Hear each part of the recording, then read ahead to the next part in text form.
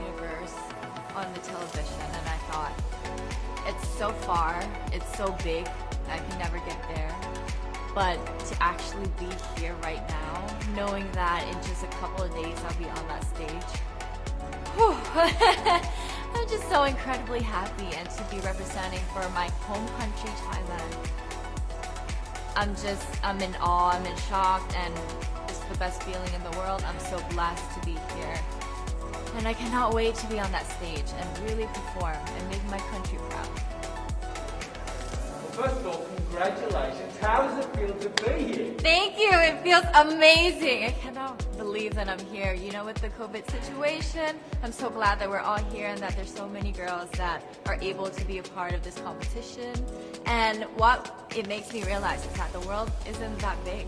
When you see all the girls in the auditorium together from different countries, and everyone is so nice and so lovely, they're so warm, and I can't wait to get to know everyone. And also it's so unique to see that everyone was born into such different cultures, different languages, but we're all here together to tell our stories. And tell me about your journey, your road to getting here. Just I know you obviously inspired, but the physical journey to get here, did you just have fun and get here? Was that easy or no? Oh my goodness. Well, Thailand is very far away. That's one thing, and I really had to. It wasn't a struggle to get the visa, but it was a long process. And when I got the visa, I was very excited. So tell me, how does it feel to be here? It feels amazing because this is my dream since I was a kid. You know, when I was a kid, I talked to myself when I saw the TV. One day, I want to be the first Miss Universe from Indonesia. It was like 5 years old, but then I say to myself, it means that nobody is gonna be the winner of Miss Universe from Indonesia if I pray like that, right? Because I was saying like the first. But then it turns out until right now, nobody's become the Miss Universe from Indonesia. So I hope what I pray comes true, to represent my country, to, you know, share everything what we have, the beautiful things in Indonesia, the culture, the people, and especially my cause that I've been working since 2017 to, you know, represent me as the next Miss Universe. Tell me about your journey. Tell me about the path to being Well, when I got crowned last year in February, I mean, no one saw it coming, but we, immediately stepped into a lockdown, and everything that I planned for the entire year came crashing. I'm sure I'm not alone, but one thing that I've really learned during my entire journey is that it brought a lot of humility into the entire process, and it showed me what this platform really is and what kind of work you can do, because I'm a 22-year-old, and there was a lot of things that I planned, but I never knew how to do it.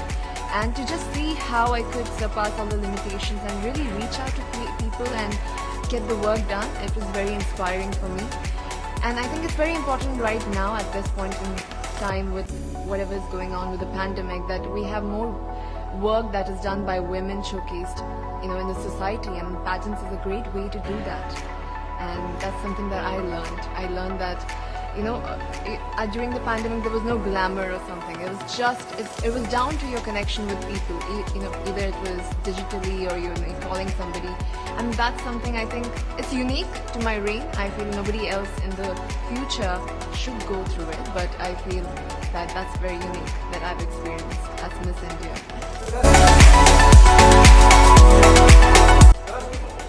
What's up with the amazing Puerto Rican fans? They are the best fans ever. On my way back yesterday from the restaurant, they had a huge flag, the Puerto Rican flag, in the Walk of Fame, which is my favorite part of the day, the hallway that we have to go to our rooms. And it's amazing. Of course, we are in Florida. A lot of Puerto Ricans are living here. There's a huge community. So it actually feels like I'm home. And they're amazing. I mean, they're loud. They are very loud. They're loud, it's crazy. Yes, we are loud, but I think it's just how we express the love and passion that we have for beauty queens and beauty pageants, and more than that, for the people that represent our country. It makes us really shine. We're a tiny island, but we're proud of who we are.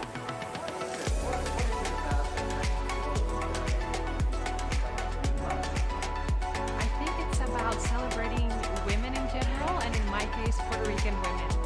The Miss Universe is a platform that, for the entire history, it's about celebration of women, but we've seen a transition. It was before about how beautifully physically a woman was, and now there's a lot more opportunity to consider the integrity of a woman as a whole, human being. And I think that's something that inspires a lot of people, and that's something that a lot of people feel happy to celebrate. In some countries, sport is like a national pastime. That's In true. the Philippines, some might say that pageantry is the pastime. That's true. You know what? In the Philippines, we have pageants all over the place. Yes, we have pageants in the barangay, in school, national, local. That's why we really love Miss Universe. It's like it's giving pride and putting the Philippines back on the pedestal. That's why there's an added pressure as a candidate coming from a pageant-loving community. But it's a good pressure. I always look up to our former Miss Universe Philippines. They really did well in the competition. And now this is my time to show who I am, to offer what Rabia can show to the rest of the universe. So I'm very happy, and at the same time, I'm excited to make all my kababayans proud, and hopefully I do. Why do you think it is that the Philippines love pageants? They have appreciation for me. We do love pageant because we used to think that we wanted to be included in the world. I have to be honest, in the Philippines, my skin color used to be not the standard of beauty. I was obsessed whitening my skin because these are the kinds of beauty queen we see on the mainstream. But things were different now. That's why I'm very proud to be a morena.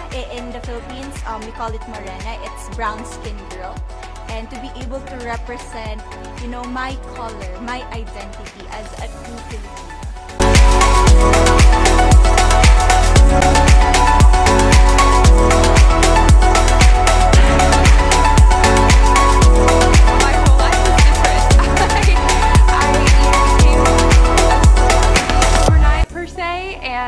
I have a lot more followers, I have a lot more of engagement and people that are watching my every move, and I absolutely love it, but at times it can be a bit difficult. So it's been different, but it's been so much fun at the same time, and being able to interact and have all these virtual appearances on Zoom, working with different organizations and different partnerships and charities has been so much fun.